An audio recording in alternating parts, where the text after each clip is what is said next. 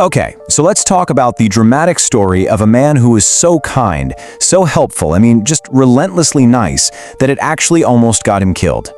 This is a story all about the hidden dangers of being a yes man, and more importantly, the courage it takes to finally say no. All right, I want you to imagine this. There's this ferocious storm just tearing a village apart. The sky is literally cracked open, lightning is flashing everywhere, and the river, well, it isn't just flowing, it's a raging torrent. And right there, in the middle of all of that chaos, a man named Aditya is drowning. You can see villagers lining the banks, just watching, completely helpless, as he fights for his life, his face bobbing up for a second before the water just yanks him back under. And here's the crazy part. The people on the shore, they all recognize him. It's Aditya, the best person in the village, the guy who helped literally everyone, but nobody can save him. And as he goes under, this one question just hangs in the air. How on earth did the kindest, most selfless man in the entire village end up right here, all alone and drowning? So, to really understand how Aditya wound up in that river, we've got to go back. We need to understand who he was. And his story, well, it starts way before that storm, with a really simple lesson he learned when he was just a kid. You see, everyone loved Aditya. He was the go-to guy for any problem. Didn't matter if it was big or small. If you needed help, boom, Aditya was there. But here's the thing. What looked like boundless generosity on the outside was actually a trap.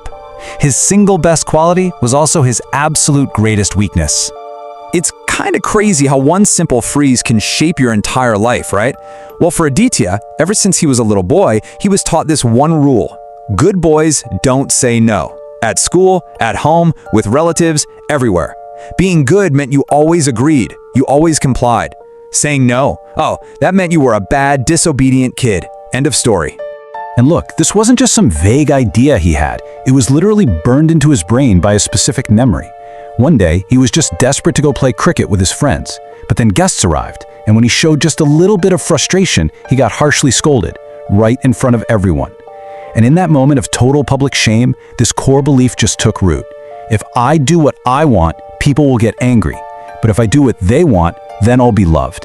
That single belief became the blueprint for his entire adult life, and it led him straight into the people pleaser's trap, which is just a pattern of self-destruction, really. So you fast forward to his adult life, and this belief plays out in all the predictable, painful ways. He's running a small business selling ghee, right? But he just give it away on credit, too scared to actually ask to be paid.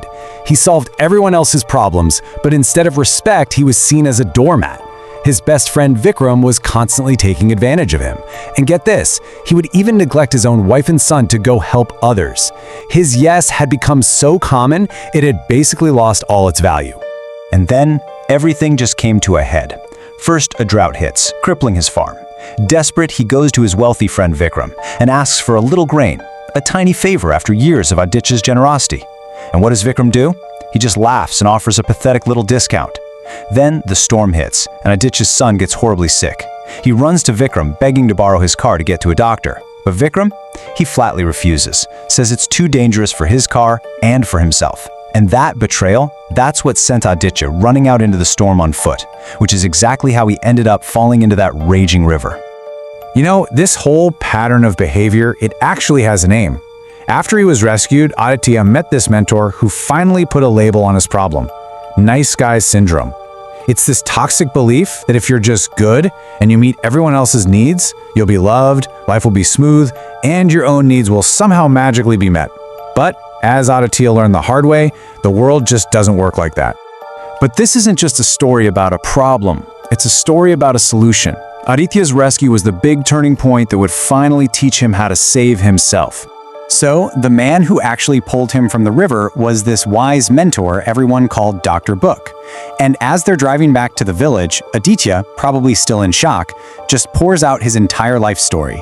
The constant favors, the resentment, that feeling of always being used.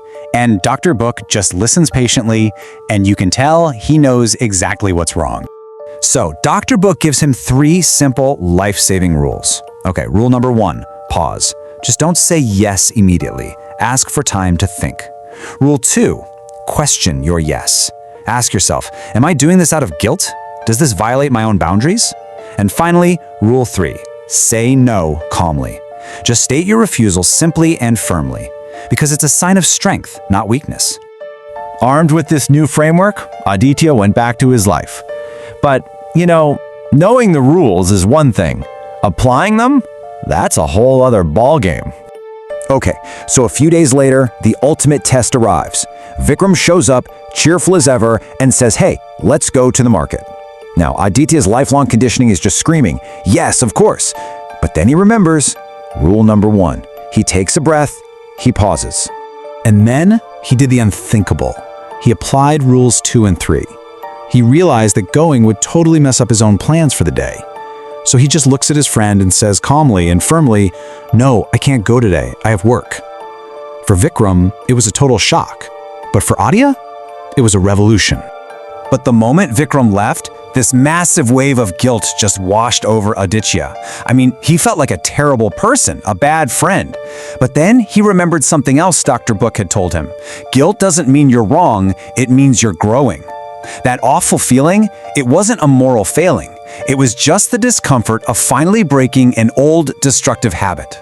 And here's the most amazing part. Saying no didn't destroy his friendship, it saved it. Think about it. Before, Vikram mocked him and took him for granted. After Aditya started setting boundaries, Vikram actually began to respect him. He started taking him seriously. He stopped demanding favors and started offering genuine help. Suddenly, his no made his yes valuable again.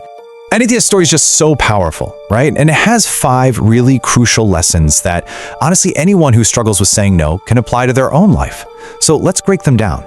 All right, here's your guide. First, if you never say no, your yes has no value. It's that simple. Second, guilt is often just a habit, not a moral compass. Remember that. Third, always pause before you agree to a request. Give yourself that space. Fourth, create boundaries. They're there to protect your time and your energy. And fifth, and this is a big one, real relationships survive honesty. In fact, they thrive on it. And just so you know, these concepts aren't just from some made-up story. They are core principles from a really powerful book called No More Mr. Nice Guy by Dr. Robert Glover. He goes deep into this whole nice guy syndrome, helping people break free from that trap of always seeking approval, even when it costs them everything. So in the end, Aditya's story teaches us that saying no isn't really an act of rejection. It's an act of self-worth. It's how you teach people how to treat you. Which leaves us with one final and really powerful question for you. What is the first no you need to say to start reclaiming your own life?